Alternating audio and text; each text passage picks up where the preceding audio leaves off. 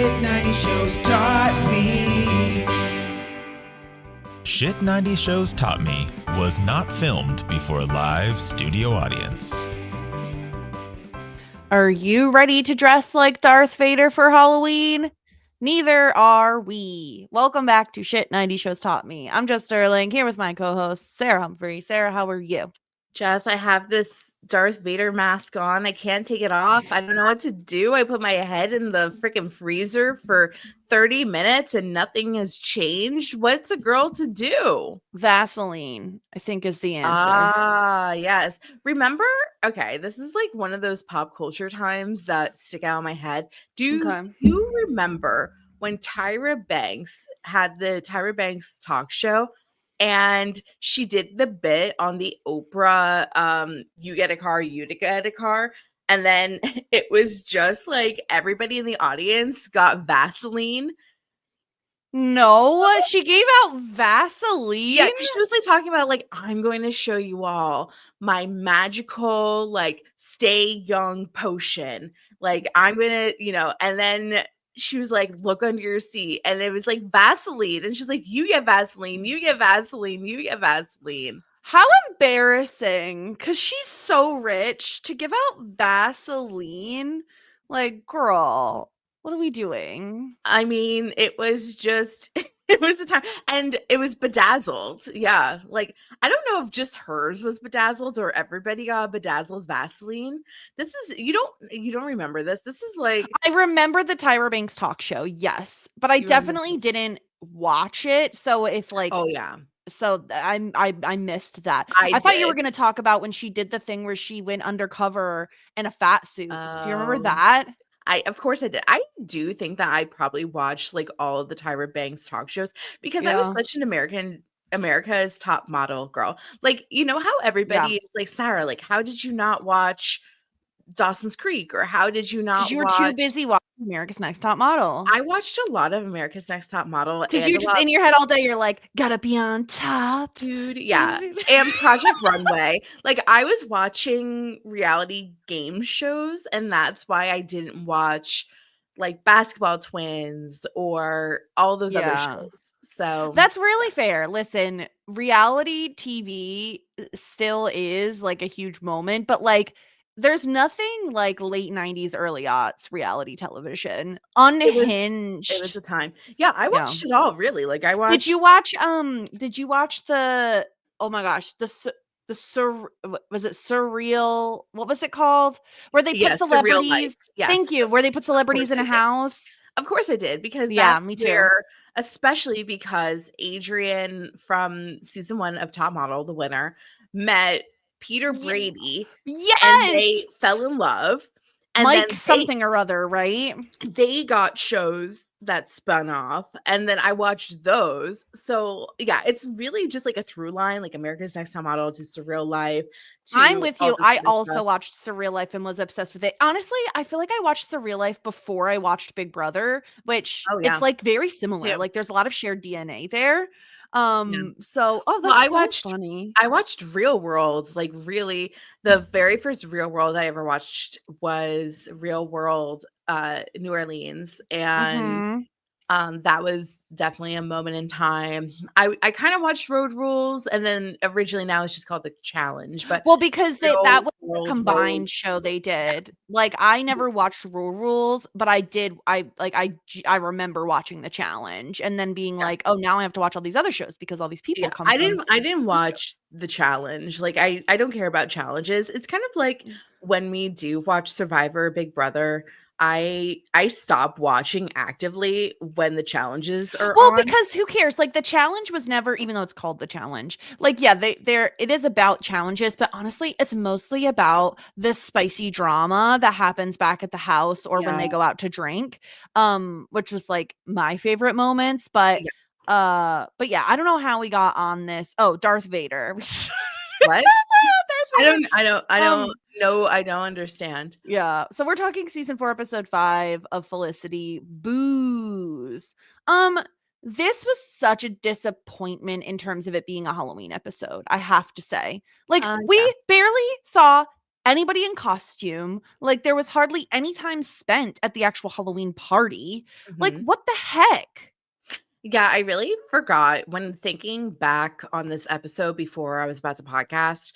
I did not even think about the Halloween portion of it because I think it was like it's definitely like the fifth storyline. The That's fact what that I'm Halloween. saying. It's like, okay, we're way too preoccupied with Felicity as a TA and Ben sucking at Oakham, and like we're not preoccupied enough with the Halloween party, because that's what I wanted to see. And I was extra excited, Sarah, because when Javier shows up and he's like, I'm mad at Samuel, I'm gonna like take a minute away from him, I was like, oh my gosh, please tell me he's coming to the Halloween party. Yeah. But if I had to pick a favorite storyline from this episode, it definitely was the Javier and Noel trip to Atlantic City.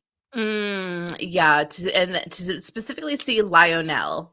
Lionel, yes, Which Lionel I'm Richie. so annoyed about because the first half of the episode, he kept calling him Lionel. And then by the second half, he stopped. And I was like, why did you stop saying Lionel? Like Lionel. Lionel. Yeah. So the trip to Atlantic City was pretty fun. You never leave Atlantic City feeling good. And I know we just talked about Atlantic City not too long ago because it was one of the places that Sean said to Megan we should go to for vacation. Yes. But my relationship with Atlantic City is the purest Atlantic City story. I have left Atlantic City throwing up outside of a car more than twice, more than thrice. It's like honestly just like the vibe. Yeah, like that's you the leave Atlantic vibe of City, AC. you puke out of the car. Yeah, that's the tea. But what do you think of this as like so Javier, the reason Javier is upset with Samuel is that he didn't remember what Javier was for Halloween last year. What a stupid reason to get upset with somebody, but he's pissed. And so he goes over, he's like venting to Noel about this whole thing. And then he sees, oh my God, Lionel is going to be in Atlantic City. We have to go. So him and Noel get on a bus and head over to Atlantic City. But the thing is, Sarah, and it didn't even dawn on me, I'm being completely transparent, did not even dawn on me that they wouldn't have purchased tickets, because like in this day and age, there's no way I am getting on a bus and going somewhere 2 hours away without knowing I have tickets to said event. Well, I think this is the thing, like tickets now, like number one, like we can't get into the whole Ticketmaster thing because it's an absolute disaster, but like you used to just be able to go to a box office and buy tickets the day of. That's why there is like the box office. You used to just be able to go, but now tickets are so competitive, and even when they're not competitive, they're swept up by robots and resold for like 10 times the markup. It just wasn't like that back in the day. So I think like it wasn't a crazy thing. Like I never did it, but I don't think it was like a crazy thing to go to an event without tickets. And on top of that, I mean, don't you remember scalpers? Scalpers are still bopping around where they would be like, need tickets. I remember they still have them at like baseball games, which is like so weird. But well, because baseball is very like old and traditional, so it feels like it only makes sense that that's where you'd be able to find them, I guess. I think that you could probably get, I mean, like there is scalpers now, it's like StubHub, like it's just different. But yeah, but this was wild that like they get there, they don't have tickets, and it turns out Lionel is sold out. And so in order to pay $400 a piece. Like what even, okay, so let's pretend it's 2000. I don't know what year it is. That's a lot of money.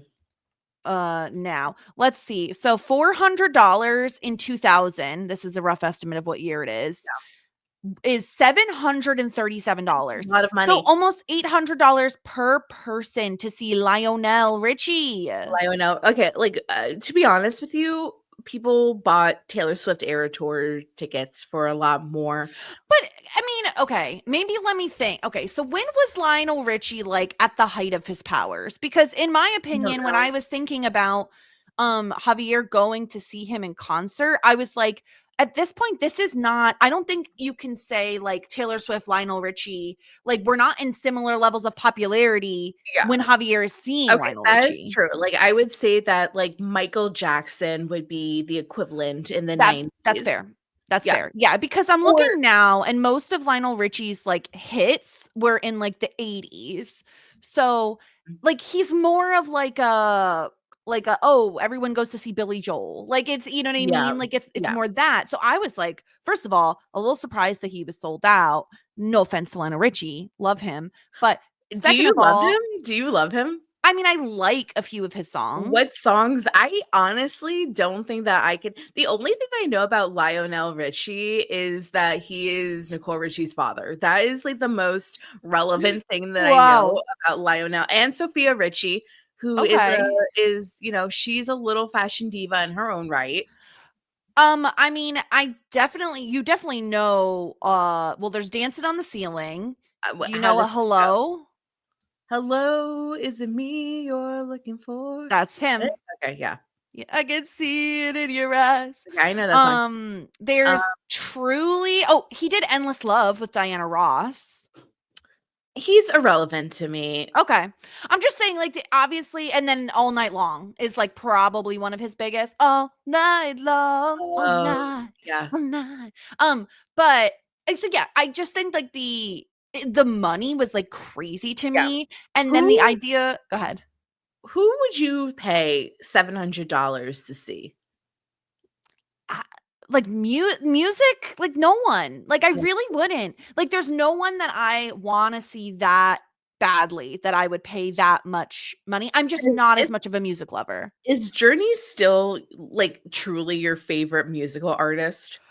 I mean, I love Journey. I would say like I love Journey songs more than I love any other artist's songs. And like they also have like really great concerts. Like I've seen them in concert a few times and it's always been so great. Like they're really good to see live. I understand Steve Perry, he's not the lead singer anymore, rest in peace. Okay, but like okay, you know. Say Steve Perry is alive and you went like could go see him. I still wouldn't pay $800. How much would you pay?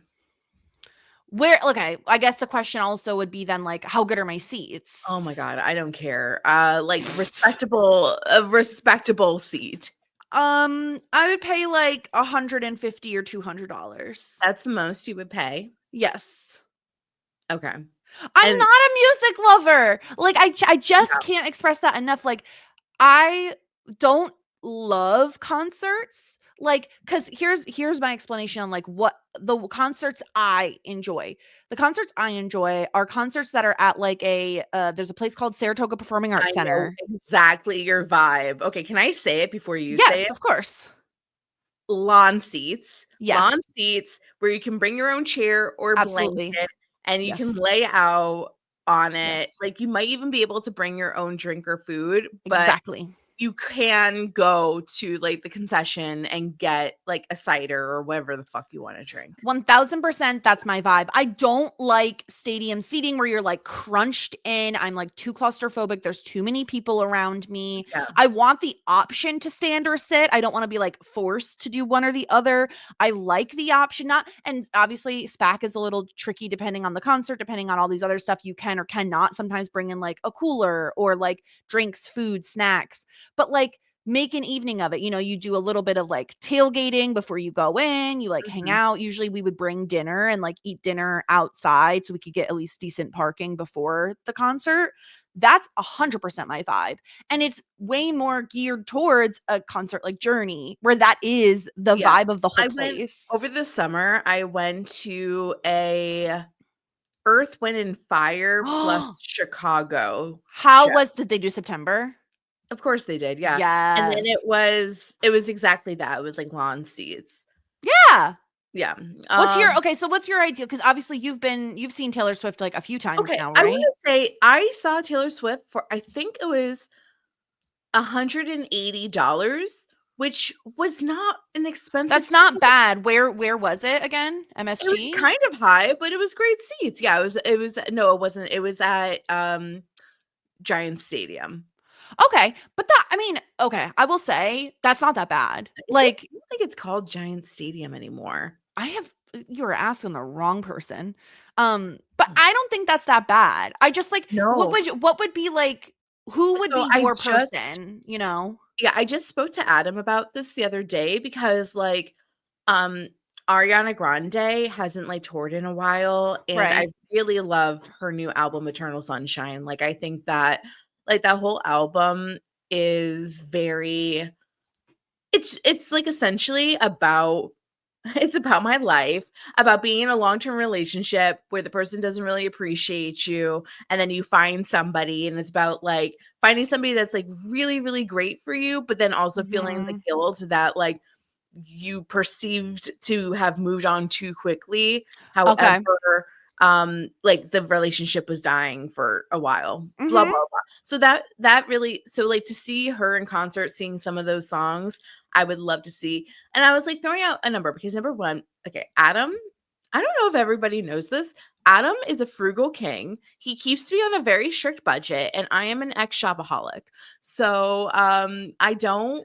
How is he about concerts? Like is he no? Because like I think there's okay. I can be I don't think I'm the same as Adam in terms of like frugalness. I can be frugal in the way I want to spend my money, you know? Yeah. And so some people though are like, I will never eat takeout, but if there is like a concert or like an event that I'm really excited about, I will shell out the money for that. You know what I mean? Yeah. Yeah. No, like he's not like he would spend money. Like he has made big purchases in his life, like his keyboard, like his computer and like monitors and stuff.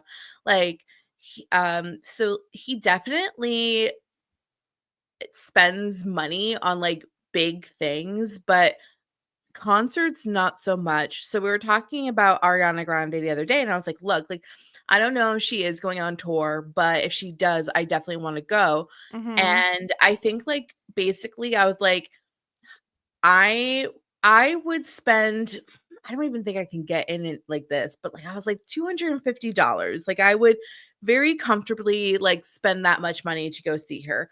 But then again, like I'm pretty sure that like Beyonce and Lady Gaga's tickets for their tours were much more than that. But then again, like I don't need to be like up cent and fronter. Like I don't care about that. Yeah, you could have an okay seat and still be fine with it. I'm fine with that. Like I'm happy with that. But it's like it's the rush. Like, and that's what I hate. Like you have to like stand in line on Ticketmaster, like be in the waiting room. It's a nightmare. It really is. Really, it's not a good experience anymore to buy tickets. It's like really obnoxious, actually.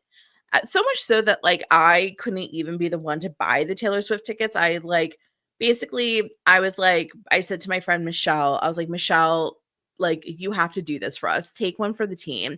Like I was the one that got access to buy the tickets because that's then you did your part. Then it's on to the next person to that's the thing. 'Cause then it's like, oh, like you have to get an invitation to buy tickets. It's such a nightmare. The way they like put up all these roadblocks. Yeah.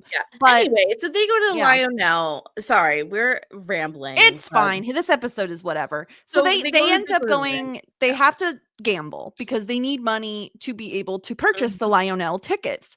So they start gambling, doing the slots and everything.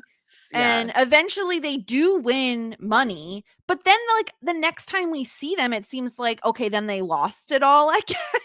Like I don't really understand. Well, that's the thing. Like when I gamble, which it's not like I gamble often, but when I do, I'm very much a person like I win $20 and I take my $20 and go. Same. Like, it's so uncomfortable to me when people like just keep going and going and going. But yes, too risky. That's what happened. They like bet too much. So then they're not going to go see Lionel. But then they meet Lionel in the bathroom, and Javier asks relationship advice, and the relationship advice that Lionel gave was that no matter what, the way to win an argument or end an argument is just to tell your partner, you know what, honey, you're right.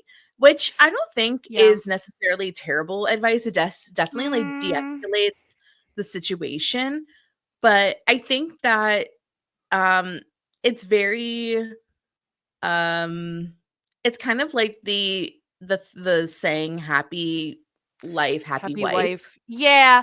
I was gonna say this feels like very early aughts advice of like, oh, if you just say, no, you're right, you're right, you're right, everything will be fine. And I kind of disagree with that because if you're apologizing, that's one thing, but you should also know why you're apologizing. Like you should always be aware of why you're saying you're sorry, because if you're not, then what's going to happen, what's going to prevent it from happening again? You know, you have no idea. You're just trying to like move on with your life, which in this case, in this particular argument, yeah, just say you're right because it's a stupid argument. But with serious things, I don't think that's the move. But I did love how like starstruck Javier was over getting to meet him. They get to meet him in the bathroom, which is also really funny. I love like Noel is kind of like in disbelief this entire trip. And I really love Javier being like, do you have a pen? And he's like, no. Like, do you have paper? No. Like, it was so cute. Yeah. Yeah. Who is the most famous person you've ever met? Most famous person I've met. And were you like an eggy mess? I'm very eggy with celebrities. Trying to think, like I haven't met that many famous people. I just do my I think I'm the type of person that like I don't want to make them uncomfortable. So like if I met a famous person in the wild, I probably wouldn't approach them or ask for an autograph or anything because I would be like too weird about it. If that was the purpose though, like if I was like I got backstage passes or something, you know, and that's the purpose of meeting them, I think I'd be a little awkward. Yeah. What about you?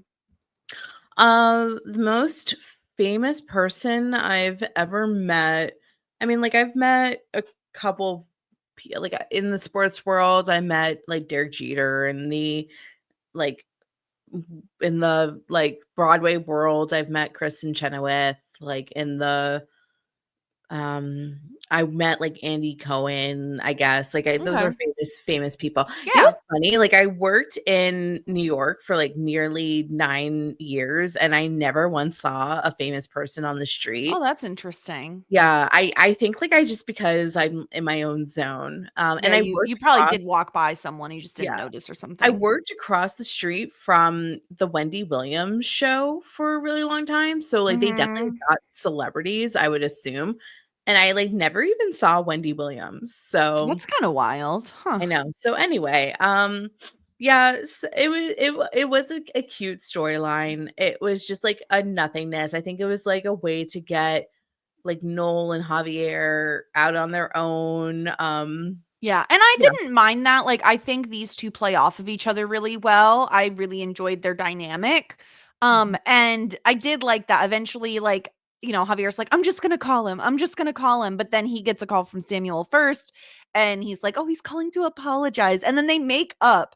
And the line that I wrote down from Javier that cracked me up is he's like, oh, I'm allergic to leather. And it's like, Javier, like, Noel's sitting right there. You nasty. Oh, it was so funny. But yeah, I did enjoy this storyline. And the fact that I enjoyed this storyline the most out of any of the storylines, and I'm pretty like I'm slightly above meh on it, is like not great for this episode considering Sara, you know me, and I've said this a million times. If you're giving me a holiday episode, there's a better chance I'll like it. Sure. So who do we want to talk about next? We could talk about Ben's school struggles. Sure, we'll do that. Okay. He's still struggling in OChem because OChem is really hard and everybody knows that. Even I know that. And his teacher's still a dick and him and his buddy get kicked out. Trevor. They get kicked out. Yeah. Well, and this is the situation. Basically, the professor specifically had said, don't worry about blank. It's not going to be on the midterm. And then when Trevor and Ben got done with their midterm, they're like, what the hell? Like, it had that subject on it. There was a whole section about it and we didn't study it. So when they get their grades back, they both fail. And Ben confronts the professor and he's like, Professor, can we do makeup exams, like, or retake it? Like, you specifically said this wasn't going to be on the test. And when the professor pushes back, Ben says, why do you have to be such a dick about it? And that's when the professor is like, both of you need to get out of my class. And we find out a little bit more about Trevor in terms of his dad is, I think, a cardiothoracic surgeon is what he said. Whoa. And cardiothoracic. What is that? What heart doctor? What's thoracic? I don't know, but cardio is heart, so it's like they work on your heart. Yeah, cardiothoracic surgeon refers to the chest region of the body. That's a little redundant. Cardio plus thoracic. I guess like it's not only your heart, but it's like your whole chest, the whole area. System there. Yeah, got it. Okay, but. So that's what his dad is, but he wants Trevor to be a pathologist because he's like, well, son, you can't kill anybody if you're a pathologist. So he has a lot of like external pressures to be a doctor. And it's really interesting, Sarah. They connected Ben's professor. Like basically what they're saying is Ben's professor is triggering him because he feels like the way the professor pushes back and takes like no responsibility for what he said, he feels like it reminds him of his dad. Yeah, that tracks. I can believe that. I can like get down with that. That sounds like a slight stretch to me that like it felt like they were kind of pushing it because we start the episode with like Ben in NA, like he's still going, which I was like, oh good, this is good. We hadn't seen him go in a while. And he's kind of talking about like how this professor treats him like a child and how he felt like, okay, similar to my dad. And so he kind of blows up at the professor, gets kicked out, and then him and Trevor go drinking. They're chugging beers. And we've talked about this before, Sarah. I'm like, I feel like Ben's going to develop a drinking problem. Like, this is not great. He's already genetically more predispositioned. Thank you. Predisposed to being an alcoholic because of the genetics from his father. And this was wild. So they drink their woes away and then they go to the Halloween party. Neither one of them are dressed in a costume, which I was disappointed in. Like, what the heck? And they're super drunk. And Ben isn't going to tell Felicity about getting kicked out of OChem. Yeah. But Trevor spills the beans. Yeah. I felt like Trevor was a lot more like volatile in terms of drinking than Ben was. Maybe just because Ben's like pretty chill. I'm about to sneeze. Yes, agreed. And I also think that once they get to the party, it's Trevor who's like, where's the keg? Where's the keg? Where's the keg? And Ben is like, I'm going to go cocoon in my bedroom. Like, I don't want, or Felicity's bedroom, whatever. I chased the sneeze away. It didn't come. Look, congratulations. I'm so proud of you. Tell that sneeze where to go fuck itself. Okay. And so then, Ben and Felicity have a little chit chat about everything. He feels like he's like failing and blah, blah, blah. And then all of a sudden, Trevor is unconscious and needs to go to the hospital for alcohol poisoning. It really escalated very fast. Out of nowhere. The amount of beer that you have to drink to get alcohol poisoning, I feel like, especially as a grown man, I feel like has to be a lot. Like if we were like only doing vodka, then I would imagine I can see it more easily, but I don't know. Maybe he was taking shots in between and we just didn't see it. True, could be. And we also don't know how many beers he actually had, but he ends up in the hospital with like a 0.38 blood alcohol level, which is that's a lot considering 0.08 is the legal limit. And so he ends up in a coma, which is, again, wild. And Ben, this is where I was like, because I understand Ben, like your professor sucks. He said one thing and he did another, and that sucks. And like, it seems like he is like, I don't understand teachers or professors, Sarah, in literally any show we watch, because they are all complete assholes. Name one besides Mr. Feeney that wasn't a complete fucking dick, you know? Women's World doesn't count because most of them are nice. Yeah, except for what's his face? The other Fred Savage. Oh, Fred Savage sucks. That was a bad time. But Mr. Turner, Mr. Feeney, like they're all great. Yeah. I can't totally think of one, but I'm sure that there's somebody. It's just like Pacey spits in the face of one teacher, Pacey sleeping with another teacher. The principal in Dawson's Creek. But then they kicked him off the show like 2 seconds later. They're like, you're too nice, get out of here. Yeah. So he goes to this professor and he's just like, hey, by the way, I just want to let you know that after you kicked us out of your class, Trevor and I went drinking and he's in a coma. So feel bad about yourself, Professor.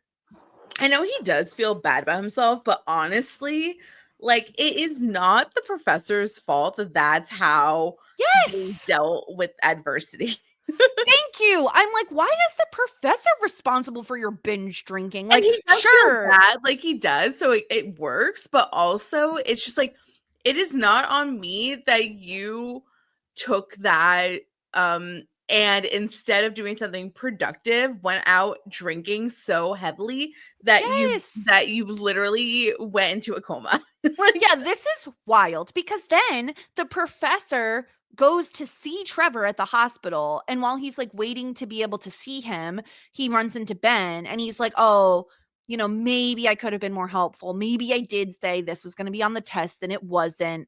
And then he's like, and basically, because Ben called 911, this is proof he should be a doctor. And so he's allowed to rejoin the class. What are we doing? It's proof that maybe like he's bad, or he's good in intense situations.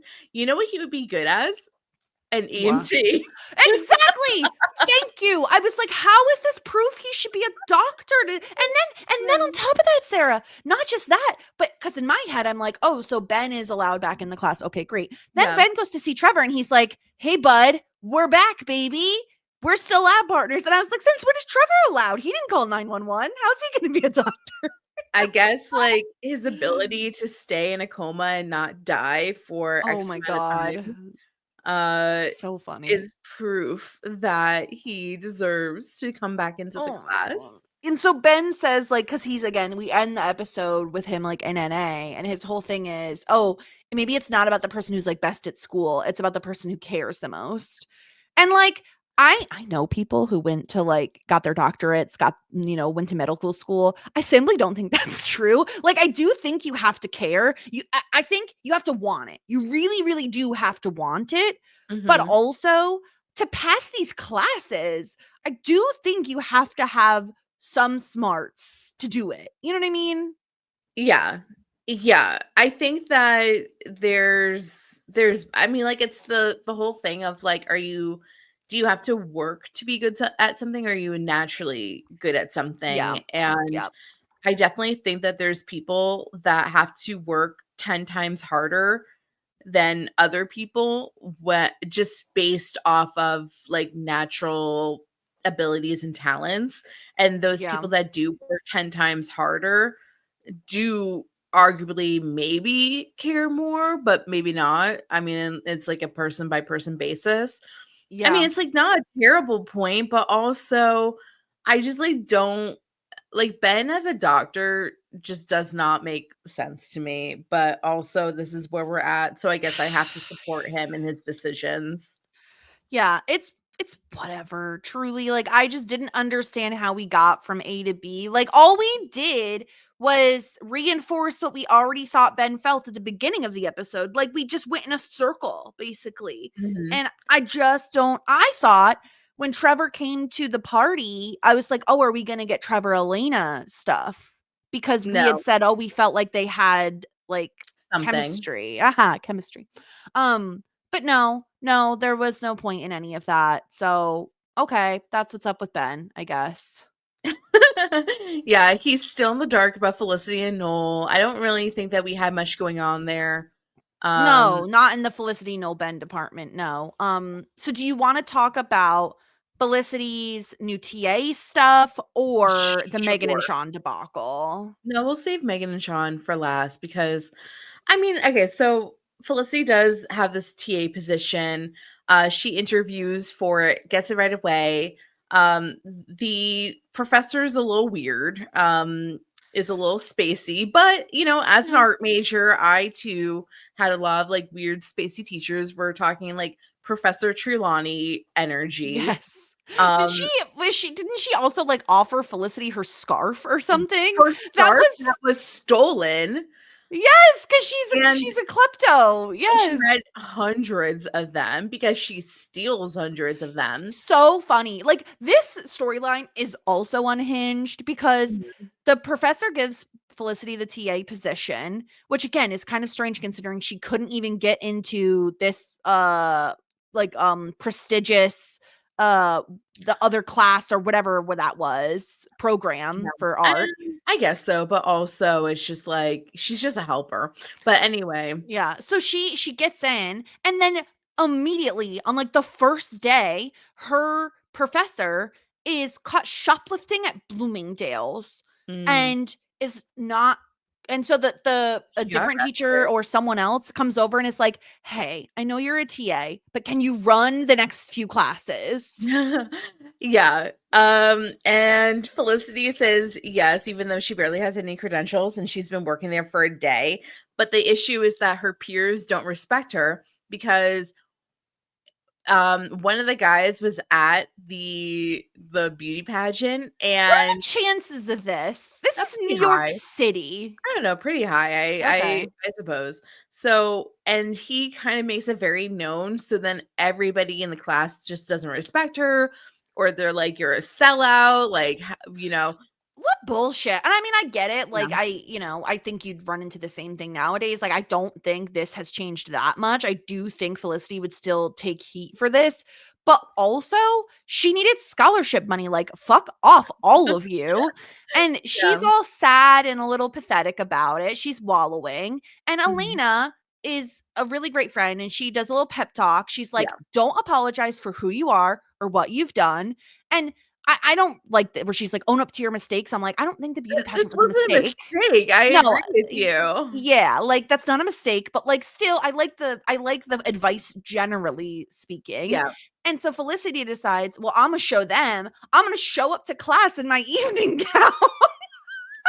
Yeah, which I do think that the best way to avoid this sort of like, I think like you do, I kind of agree with it. Like, you can either, when something kind of bad happens and you're worried about other people's perception, like there's two ways you can go about it. You can like go inward and like kind of hide from it, or you can be like, yeah, so what? Like, yes, and yes. So, and I do like that Felicity kind of did that because she's like, okay, sure, like, yeah, I was in a beauty pageant and this is the dress I wore. Now can we shut up about it? Like, there's nothing. Yeah, she didn't let them best her. Like, she didn't let them do that. But then, of course, the professor that comes in to like replace the other professor is the same one that denied her for that prestigious program.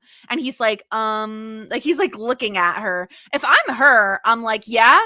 And like, like, and what do you guys say about it? Yeah, I would have just, because at first I thought, Sarah, when she walked in wearing the evening gown, I thought she was going to be like, and today you're drawing me, and like go stand up on like a thing. That would be bold. I feel like you could make it work though, right? Because like, think about like the sequins and the way the light hits off of them. Like, it'd be very good in terms of like shading and that sort of a thing. Yeah, I suppose. Yeah. So she's now going to be working under this guy that like kind of rejected her. I think that's probably a good way in.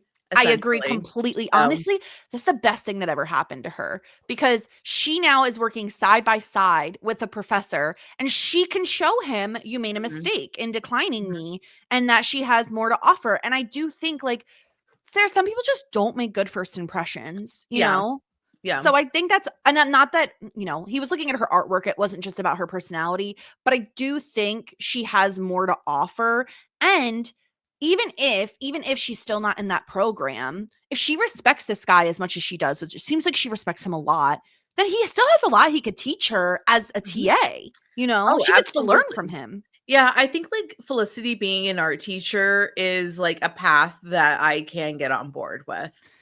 I think she loves helping people. So this Yeah. makes a lot of sense to me. Like Yeah. being an art major doesn't necessarily mean that your end goal is to be an artist. Like there's so many other things you could do that would still apply. You could be an art teacher, but not just like you could teach kids, you could be an art professor, you could work in a gallery, you could be like Drew Barrymore in 50 First Dates and teach art to Art therapy. art, thank you, art therapy. Yeah. Yeah. Work with adults, Totally. Yeah. Yeah, I totally agree with that. I think that there is like a lot of opportunity for what you can do. I think, but also, I don't know, like take a business classes as well, or take Certainly. teaching classes as well. Like, but I definitely think that there's potential there for her. And you can work on your own art on the side as well. I had a professor that was a professor, but then he also did like comic books and like comic book commission art. So I think the thing with that is you have to be really self-motivated because it's really easy to just do your like 9 to 5 or whatever it is and then go home and do nothing. So if you're going to do something on the side, it takes like passion and drive and dedication to continue on pursuing something like that, which I do think Felicity could have. I think Felicity is someone who's like gets inspired by something like the Ben running into the wall painting, like she's taking things from her real life and kind of that helps inspire her. So yeah, I like this development for Felicity. And we'll see where it goes from here. I just feel like she's going to make a connection now with this professor and they're going to develop a rapport back and forth. Absolutely. Okay, we want to briefly touch on the Halloween party before we talk Megan and Sean. So Felicity and Elena are witches. And witches. I was like, really? Like, can we do something more fun? Like, because I was hoping it would be more topical or like, like Megan and Sean or JFK and Jackie O. Like, I thought it would be more fun to have something more of the times. You didn't like their witch costumes. I mean, they're fine, but like, it wasn't anything like extremely exciting to me. Yeah, it's pretty boring. I mean, especially because like we're coming from season 1 where she was like the bride of Frankenstein. Yeah, that's what I'm saying. Yeah, Come on, do something fun. And like, weren't Elena and Noel like subway workers or something? Yeah, that was a lot of fun. Yeah. She should dress up like Felicity, the American Girl doll. See, that would have been fun. Like, there's so many different things you could do. So they're witches. Richard is Darth Vader, and he has like this like fancy helmet. But Richard's problem is he found this girl who he seems to actually really like. But the problem is he can't get his freaking helmet off his head, and he won't let Elena cut it off because it was like too expensive or something. Yeah. Maybe that's the better thing because honestly, now this girl can only always like dream that like he's a hottie. He's a what if guy. But now it's kind of like in How I Met Your Mother.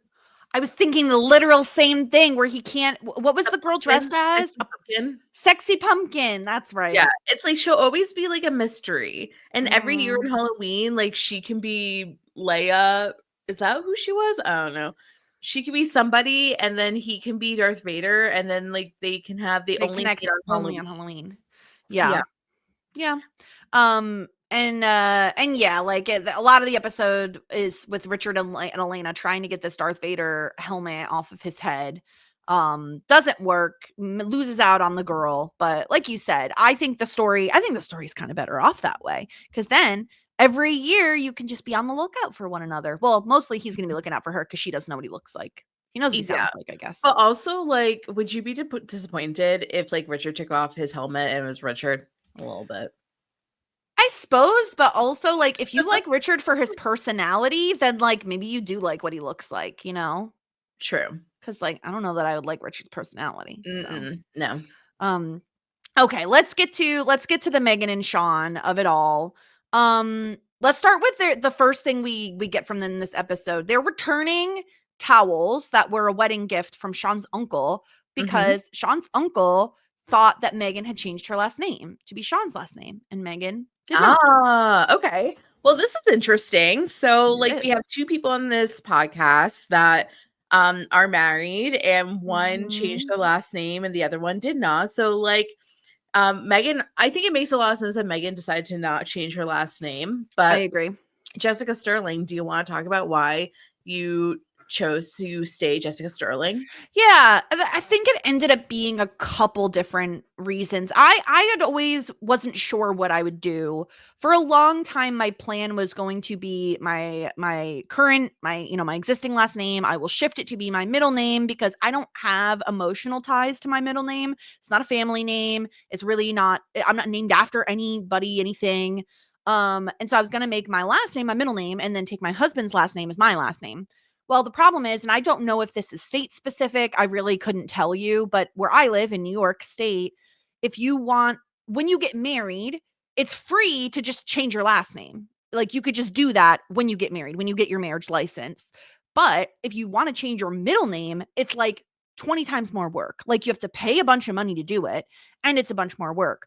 And then I also very much, I was kind of I've had this identity for 30 years. I like my last name. It's very easy to spell. It's easy to say. And I'm really connected to my family. I don't want to lose out on my last name. Neither my brother nor me have kids at the moment. He's not married. He's not with anybody. There's no one carrying on the name, if you will. So I just felt a very personal, deep connection to my name. And in talking with Will about it, he didn't care. So it wasn't it kind of just made sense. I think it was, to me, the more obvious one was to keep my name. It was a way more difficult path and journey to change my name, which Sarah, you know all about because you had to go through jump through 20,000 hoops to change your last name. It was, I mean, it is an extensive process. And I think that I didn't totally understand how annoying it would be. So the process is first and foremost, you need to change your name on Social Security. Oh no. First of all, you need to get your marriage license. Yes. back. So once you have your marriage license in hand, the gates are open because then you have to go to get your last name changed through Social Security. It's really hard to get an appointment with Social Security. So you either go there and wait 3 hours, or what I wound up doing was I waited literally 3 hours on the phone. I think it was and this is just to make an appointment. I thought when you told me I waited 3 hours, I was oh my God, just to speak to someone to get the process started. No, just to make a fucking appointment. Yeah. So Unhinged. And then once I got an appointment, then I was able to go into Social Security.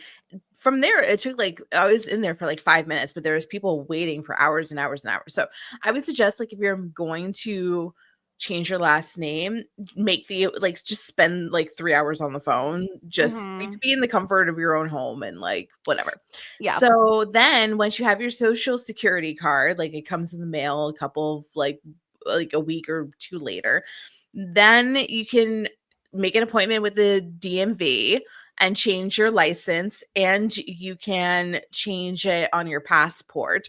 And then from there, you need to change your utilities, your credit cards, your even the pharmacy. I'm having an issue because my doctor sent in my prescription to my maiden name, but then my insurance has my new name, and then the pharmacy has my new name, and then I had two different profiles even though I'm one it's it really is a process.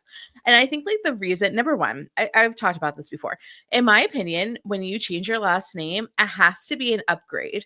So yes, there's no use in downgrading your last name when you get married. Yeah. So if you have a very, very good last name and you're marrying into a bad last name, then I would say don't do it, which is kind of vain and stupid. But no, but it's your name. You're the one who has to live with it. Yeah. And on top of that, I also think this is a discussion. I never feel like it should be a gendered decision. Like, Mhm. I don't think it should always be on the woman to change her last name. If you both want to share the same last name, then that's something you have to talk about. Do you want to hyphenate both of your names? Do you want one of you to change your name? Do you want a completely new name? You know, like, what are you going to do if you have kids? Like, these are all discussions that like have to be had because like, the other question that I know people have asked, Sarah, is it's like, okay, well, what happens if Will and I have a kid? Whose last name does the kid get? Would it bother me to have a different last name than my kid? Right.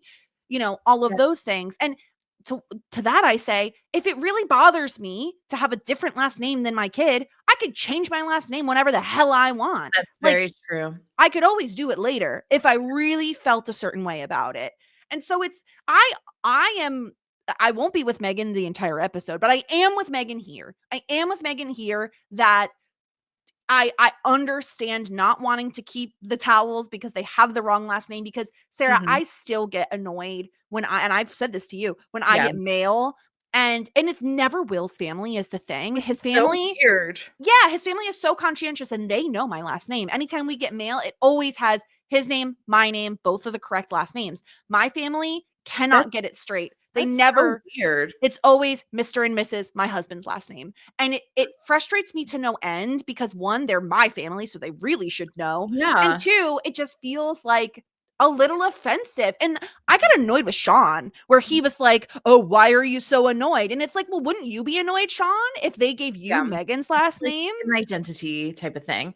Yeah. I Yeah. mean, like, ultimately, the reason why I changed my last name, it was like a couple of things. I think that um I used to get, it wasn't, I kind of got teased with my last name in high school, which formed like a resentment towards my last name because Yeah.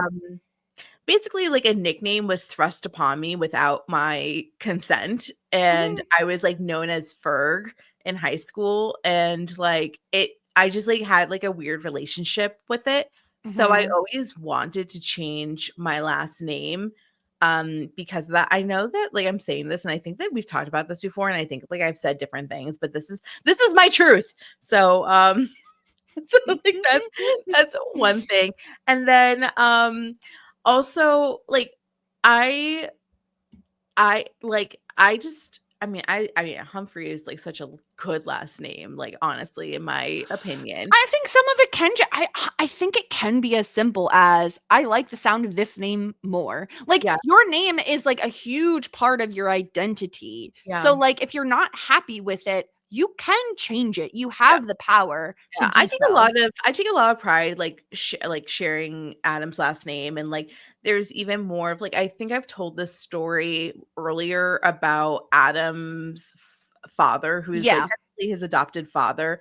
Um and when I was told that story, like I felt like a ton of pride like sharing a last name with Mhm. like both like Adam's father and Adam, because like I just think that like kind of like for like a man to take on the responsibility of a child that's like technically like not biologically his own, I like really found like a lot of like I just found it like really Yeah. like it touched It's a me. really personal decision. And so that's why I don't think anyone should be like putting pressure on another person to No, do for either way, to either it is change a it or pain in not the change ass. it. It really is a pain in the ass. So like I Yeah. like But in once it's done, it's done. Like you said, like yeah, now that, although you're still having some issues, but yeah, hopefully those there's issues. snafus clear up, in the near future. And then you have your Yeah. entire rest of your lifetime to not Yeah. have any problems. Yeah. Yeah. I mean, the downside is like even though it's ironic because like even though like Sara Fergenson was like kind of shared by like a very famous Yeah. person, I still, because of like the spellings, it was a very like individual, like unique name in terms Yes. of like it was like very Googleable. And like there's probably like a billion other Sarah Humphreys out there. So Yeah. that's the other downside. Like I do feel like less of like a like I don't know.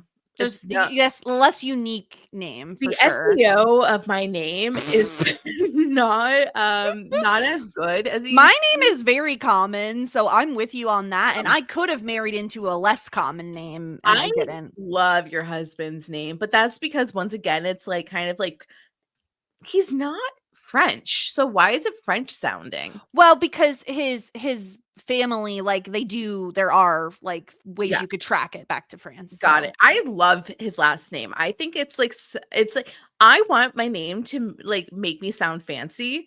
Like, and I love his last name because it's so fancy sounding. It is, yeah. And I think the other thing too is, again, like he didn't have a massive attachment to his name, so he was like, if I have, because he had to deal with, like you said, Sarah, a lot of bullying. Well, also so did Adam, because literally, like his name is Humphrey, like Humphrey. And so it's tough because you're like, well, then I don't want to put that on someone else. You know, not that anyone's gonna bully me now. I'm an adult, but like, say we had a kid, you know what I mean? Like, there's a lot of I'll bully you. You will bully me.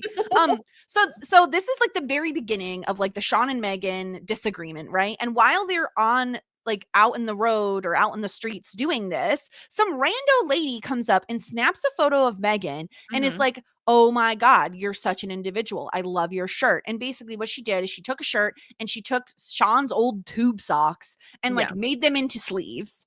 And this woman is like, I want to make these. I want to sell these. Sean, of course, has dollar signs in his eyes and is like, this is incredible. We should make your clothes for wholesale. Megan instantly no. She's like, and how do you agree with her reasoning, Sarah, for not wanting to manufacture her looks? Yeah, I mean, like, she's definitely an individual. She has an individual look, whether Sean thinks that's true or not. And I think like her individuality is so important to her.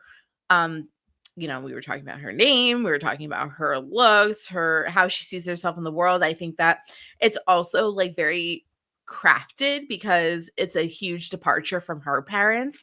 So like this, I do understand, but at the same time, she's like pressuring Sean to like make money and get a job. So it's like you can't have it both ways. Like you can't like, you know, if he has an idea that's actually going to make them money, then you can't be like, oh, make money, but don't make money this way. So it's kind of like he's getting like mixed messages. But I do think that like Sean should understand how important her individuality is to her. And as like a partner and a husband, he should take that seriously, is kind of my read on it. I agree with you. I think when Megan says no, that should be kind of the end of the conversation, because this is her art, for lack of a better word, right? Like this is her, she made this, it's her intellectual property. And so then I really didn't like that he keeps pushing her. He mentions like, oh, my cousin has a sweatshop. And then she still says no, right? Then we have the Halloween party. They're going as like JFK and Jackie O. They look very cute. I really loved these outfits and like the entire idea of the costumes. And they make up at the Halloween party. And I'm like, this is great. Like we get the makeup, everything's going well. But then when Sean gets a box delivered and it turns out, oh yeah, he had ordered the shirts. And it's like, what part of no did you not understand? Like this felt like such a betrayal to me that he would completely go against Megan's wishes and order these. Didn't he say that he ordered them before their argument? No, he said he ordered them before they made up. Like he ordered them before he went to her and was like, I understand, like your individuality is important to you. And so it's like, and then on top of that, Sarah, like it made it even worse because so she's mad because he basically didn't listen to her at all. And then he basically says, well, you're not an individual. Like you're not that original. And I was like, okay, like even if you think that, even if you actually do think that, I feel like you should never say that to someone like Megan. I think that's so true, especially because like, if like that's like one of the things that she feels good about her, like think of like the thing that you feel best about yourself, and somebody is like this is like ugly about you, or I don't like this actually, about you're a you. shit podcaster. Like, you should stop. Like, So like truly. if somebody was like, because like I think it's so stupid and vain, but whatever. Like the thing that I get like the most compliments on is like usually my nails. Like that's like usually what, but if somebody was like said to me, like I found like this text message from my aforementioned friend Michelle where she called my nails ratchet.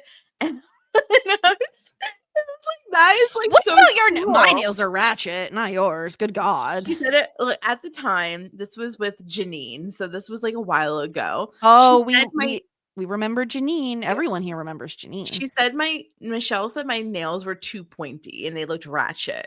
So I was like showing her like a picture of like my finger that had like a huge bruise on it. Oh, And well, okay. but That no, makes that's not why. She was like, "Are you Oh. showing me your broken finger? Or are you showing me your ratchet nails?" I was like, Michelle. And then like, I texted it back to her the other day and I was just like, Michelle, you were like fresh. Yeah, I was like, so you were mean, so so mean rude. to me.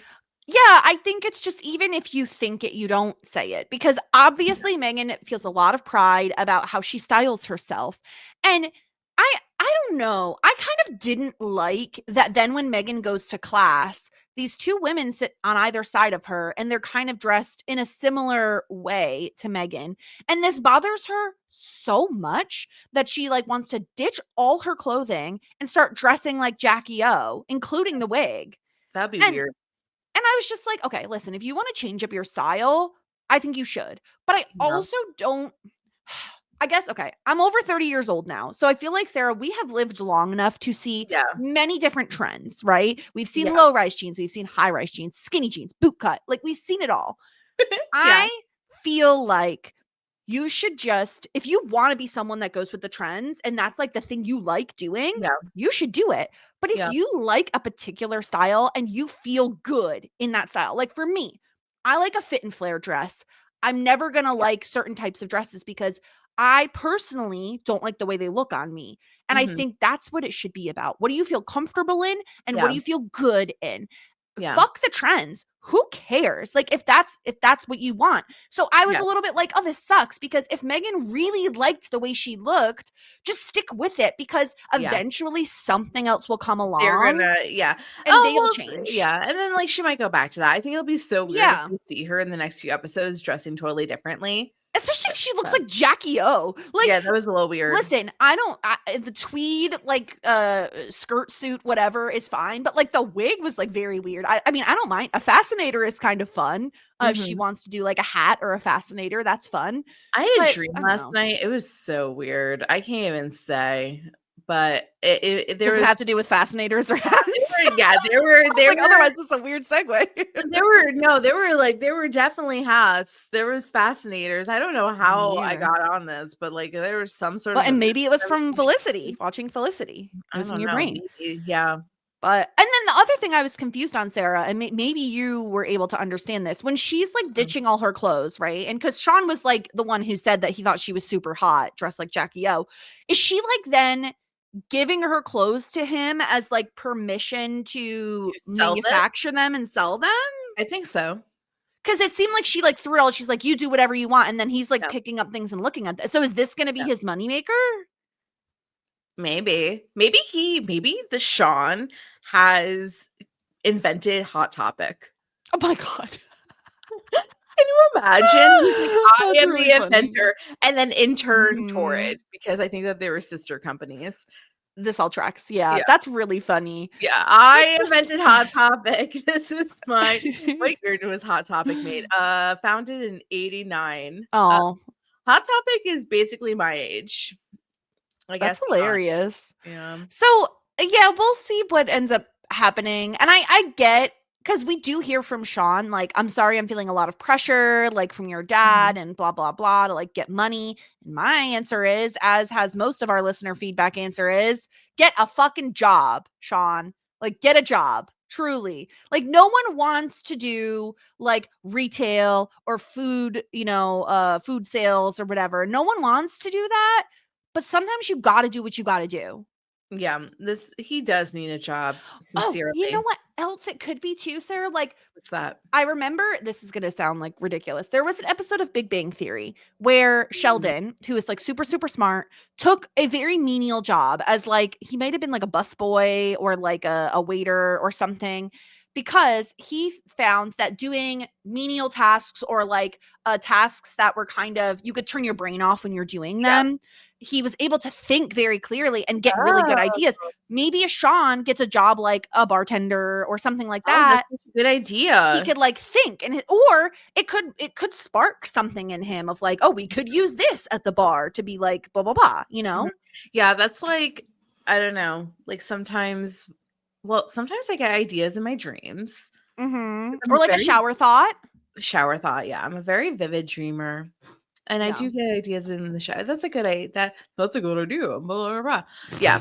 I don't know. I'm just saying, like, he needs to do something here, because I don't think like, I don't know. I guess we'll see. Maybe he makes a ton of money off of something he invents to do with Megan's fashion. By the end of the season, I'm sure he will. By the end of the season, he has to. I think he's gonna make it big. He has to. Yeah. Oh my gosh. All right. Anything else from this episode before we get into some feedback? No. Okay. Let's hear what Tammy has to say about this episode. Hello, ladies. Oh, there we go. Are you using me? Lionel. I was playing tennis on Monday. I missed some shots because I was unwilling to really concentrate on the little things like tracking the ball and footwork at times. You know, I was unwilling to work hard enough. I would say I played okay overall after I admitted to myself that I needed to concentrate harder, but also relax. I continued to listen to last week's podcast episode after tennis. Sarah especially was making some excellent points about how Felicity's standards had dipped and Felicity had regressed to a season 1 level or even lower. Specifically with Felicity's answer no when she was asked to elaborate during the pageant. Isn't that an unwillingness to work hard? Felicity showed up to the pageant, but she wasn't willing or able to do the 20% more to be successful. You know, back to the previous podcast, I think you're doing a really good job of, and you should keep on keeping track of Felicity's integrity / characteristics that are changing. Also keep tracking the university professors, administrators' decision-making as well. It will remain important as it was in this TV episode. Thanks. Bye. Yeah, I think we're gonna get even more of like shitty professor stuff. Like, it feels like, you know, it's bound to happen. I'm also kind of feeling like, okay, because the show Felicity, it makes sense to me that it would be 4 seasons, right? Because it's like, okay, your college years, you know, you're spending, we're going to spend the 4 years they're in college, and then be done. But it also feels like they're kind of running out of runway almost, like they don't really know what to do. So I'm really interested, because I'm worried season 4 is going to be my least favorite season, because it already kind of feels like we're floundering a little bit and we're only 5 episodes in, you know? Yeah.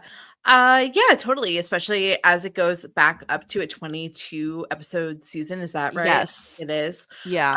Yeah, like I definitely think that, especially because once again, it's not in like a typical college setting. I feel like some of that typical college stuff is lacking in most shows in their last season, kind of like run out of rope. So it could be, I mean, like anything could really happen in this season. And I think like part of that is like the decline of loved characters, you know? Yeah, I mean, yeah, I agree. Yeah, we'll have to see. Like, you know, I'm thinking like everybody, like eventually, like everybody becomes so stupid in the last season. It always happens. They always are like, whose life are we going to ruin this season? Okay, let's hear what DBK has to say. What up, though, ladies? So, Boooz. Okay, explain it to me, guys. I know Hodges is like a dickhead and stuff, and we don't like him. But how is Trevor like getting so wasted Hodges' fault? Because he got kicked out of class. It's Hodges' fault that he's an Trevor adult. decides to like go off a deep end. Like, leap of logic for me, but whatever. I'm sure it's okay with some people, but I just don't see it. The guy that's giving Felicity a hard time in art class is the guy from City Guys. I was a big City Guys kid when I was younger. I don't know. It was He like looked a 90s familiar to Saturday me. morning show, like California Dreams and Saved by the Bell. Roll with the City Guys. Did you guys watch City Guys? Maybe not. Oh yeah, and for Temmie, because I forgot like last episode. I don't know who I would like want on a panel. I don't know. I'm not very like starry. I'm more like interesting conversation at this point, I guess. So it'd just be like boring people that I listen to on podcasts, probably. Boring people. But I think next week's episode's a good one, so I'm just waiting for something to happen. Anyways, till next week, ladies. Peace. So it's funny because, Sarah, I recognized the guy from Felicity's class, but I was like, I don't know who he is. Like, I don't know why I'm recognizing him. His name is Wesley Jonathan, and it's because he was in like every 90s early aughts show. So like he made a guest appearance on Boy Meets World, on Sister Sister, on Smart Guy, on like all these shows that I watched, and that's definitely why. And obviously Felicity. I don't know what City Guys is. Do you know what that is? I have no idea what that is. I never watched it. City Guys. It was a like sitcom in the 90s that had 5 seasons. No, it was NBC. I don't know. It's 2 teenagers from different backgrounds who attend Manhattan High School to become best friends. One is from a working class family. The other guy is from a wealthy family. That sounds interesting. Yeah, I've never seen this. But yeah, this guy was in like a ton of like 90s early aughts shows as like a guest star. Okay, cool. Let's hear what Jamie has to say. We got an email from Jamie. Before I get started with this episode, I forgot to ask you a question last week. Which beauty pageant episode do you prefer, Felicity or Dawson's Creek? I think I like the Dawson's Creek one more. No, I think like the Dawson's Creek one is just so iconic because of Joey's song, but on my own. I do. I still remember it. So also because like it's also iconic because we raised Dawson over the coals for being an asshat. Dawson for the first time like recognizes that Joey's a pretty girl, and instead of like Joey saying like, oh, I'm glad that you actually recognize me, I loved how she was like, you are just noticing me now because I'm wearing a pretty dress. And I thought that like, I feel like in the first season of Dawson's Creek, like I loved Joey Potter, and like that was kind of like the reason why I loved her so much, because like she was like, fuck you, like you just like me because I'm wearing a dress. It was just like a really cool moment. Aside from that, I don't totally remember much. I mean, like those are 2 big things. Well, those are the 2 big things. Yeah. I see the episode in years, but so I think like the Dawson's Creek episode is probably more memorable, but I did enjoy the beauty pageant episode of Felicity. I definitely would say Dawson's Creek for me. I think it's way more iconic. It has more iconically good and bad moments. And I think Felicity's, because we didn't get to see much of the beauty pageant, is like much more forgettable. Jamie continues. So onto this episode. It's Halloween, and I realized they haven't done a Halloween episode in Felicity since freshman year. And why would Felicity and Elena want to throw a party in their apartment? The last thing they did there was a shooting. You think they may have a little PTSD? I thought the same thing. I was like, I didn't think about that at all, but that's such every time they have a party, something terrible goes wrong. Like, good point, Jamie. I thought Felicity looked adorable with that black bob wig she had on. A quick tidbit about the party: the actress who played Princess Leia is the real life of Christopher Gorman, who plays Trevor. They've been together for over 30 years and have 3 children. Holy moly! The person Richard was flirting with is married to Trevor. Oh wow! Did they meet on the set? That would be really cool. Yeah, that would be fun. onto the Ben storyline. We got to see Ben in Al-Anon meeting. Do you remember they started that storyline in season 3 when Ben started going to Al-Anon to help work through his anger and daddy issues, but then Molly completely took over that storyline? I'm glad that he's getting more development. With the what happened to Molly? Have we seen her this cares? season? No I'm one just cares. saying. I know. She went back to the UK. I don't know. Did they say that, or they just like stopped? I think they were just like, she's gone. Who cares? Okay. All right. Fair. Jamie agrees with us that Ben's storyline was the most compelling. However, this whole doctor storyline is still hard to believe. He is definitely more suited to be an EMT. Yeah. I know the truth, and that's the truth. Yeah. Was I the only one who thought it was totally possible that Ben misunderstood the professor? I mean, according to the professor, several students passed the exam and some even got A's. So did those students just choose to over-prepare for the test? I don't know. Probably because they're like overachiever children. Yeah, exactly. My favorite scene of the episode was definitely the last Ben and Felicity, where they were walking hand in hand outside Trevor's room. It reminded me of why I was Team Ben. Their chemistry is so easy and natural. I hope they give us a few more moments like that before they ultimately implode when Ben finds out she fucked Noel. Oh, that's gonna be so bad. I do think they have really great chemistry, and that's part of why it's easy to be like Team Ben, is because I feel like very natural. Like when she went to go comfort him at the party, they do have really lovely moments together. They're just all clouded because she fucked Noel. So now that's like, that's all I see whenever she's with Ben. Yeah. And she's such a dirty liar. Mm-hmm. Now on to Noel. I thought it was hilarious when Javier said to Noel, "Are you just going to stare at Felicity and Benjamin looking thin in their costumes?" But then Noel I don't know why like Javier always pushes his body issues onto Noel. Like, why does he think that Noel is a chubbo? Because he's not. No, none of these people are. Who knows? He always does that. He's always like, "No, you're a fatty like me." And it's like, no, you're basically the biggest uggo I've ever seen in my life. It's so stupid. It's like, Ben is so thin. It's like, I mean, like, I don't know. It's so funny. It's so stupid. But then Noel said yes, that he was fine with that. And I was like, what the fuck, Noel? He's becoming beyond pathetic. I know I sound like a broken record, but if Noel wasn't going to fight for Felicity, then he should have taken Natalie's money and gotten the hell out of there.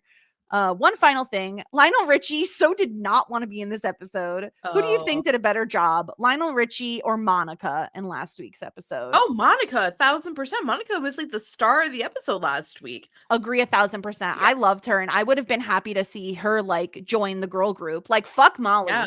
Bring in Monica. Yeah, I totally agree with that. Yeah, Lionel did feel a little disconnected from this episode. Yeah, it was I think it made it funnier for me. Lionel, that like he looked like he was like hated being there. Yeah. Lionel, love Lionel. That's all the feedback we have. So if you want to send in some shit90spod.com, shit90spod@gmail.com, you know the way. Sarah, are you ready for the title of season 4, episode 6? Yes. It is a music reference, Sarah. And one that I think will resonate for both of us. Oops, Noel did it again. He fucked Felicity. Oh no. Up on the roof. I don't know. It's just oops, Noel did it again. So do you think so like Noel's gonna get the spilly sillies? He might. Sillies. Like, yeah, for what? Okay, he did it again. So yeah, either he professes his love to Felicity again, he kisses Felicity again, they have sex again. It's gonna be messy. All right, I'm messy, and they better find out. How many more episodes, Sarah? How many more episodes? No, it's the next episode. It's the next episode. If it's not next episode, it better be the one after, because I'm seriously getting do you want antsy about it. Do you want to choose a winner? Do I want to choose a winner? Yeah, don't we have that in this? Oh, yeah. I thought you meant, I was confused. I thought you meant, I was confused of what the hell you were talking about. Yeah. I think who's the winner this episode? Well, I'm making you choose first. I asked you. Do I want to choose? Okay. Let me think through this. I have one, but it's fine. Is it Javier? No. Oh, because of he loves Lionel. Sure. I was gonna say Elena. Yeah, she really does try to help Richard out, huh? And she gives great advice to Felicity as well. That was what I was thinking. I agree with that, actually. Okay. Yeah, I like that pick a lot. Sure. because really no one else deserves it anyway. Yeah. I want to give it to Javier, but also he is getting upset over something so stupid. Yeah. And you're married, Javier. Like, this isn't like a petty disagreement of like some of you like just started dating. Like, you're literally married. He's so embarrassing. But I love him. Lionel. Okay, so that's this week. Next week we'll be covering Oops, Noel Did It Again. So that'll be a ton of fun. And yeah, if you want to listen to Buffy content, stick around. You know that's in this feed as well. And if you want to check out other things we have going on, go listen to Whirlwind Podcasts. I'm gonna be guesting on Everwood at some point. I think next month. So catch up on that podcast. And also, if you're a White Lotus fan, I just recently guested on Crying Laughing, and I talked about the White Lotus. So that was a ton of fun as well. Oh, yeah. Cool. Are you liking this season? I am. I really am. Yeah. I think it's a good season. Still. Yeah. I think I think each season is its own vibe. You know, like each season has its own different vibe, and I'm really enjoying it. So go check out all of that, and then we'll be back next week with season 4, episode 6. Until then, everyone, goodbye. Just ask. Shit 90 Shows Taught Me. Shit 90 Shows Taught Me was not filmed before a live studio audience.